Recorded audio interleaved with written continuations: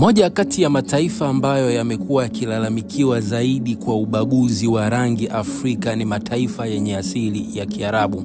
Tumeshuhudia wachezaji kadhaa ambao wamekuwa wakienda kucheza kwenye mataifa yenye asili ya Kiarabu, viwango vyao kushuka kutokana na kukosa nafasi, na hii imekuwa ikiaminika ni kwa sababu ya rangi zao na kubaguliwa kwenye nchi hizo. Fiston Mayele ni moja kati ya wachezaji ambao kwa sasa wanafanya vizuri sana nchini Misri, lakini mara kadhaa imekuwa ikionekana baadhi ya clip za video kama vile kuna kutokuelewana na kutokuwa na umoja na wachezaji wenye asili ya Kiarabu.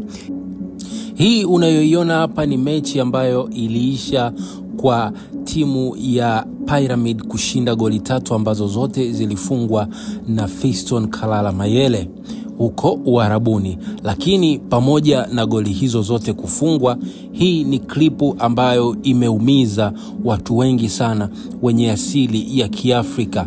Kwa hili linaloendelea hapa, je, unadhani Fiston Kalala Mayele ataendelea kuwa Pyramid katika msimu unaofuata?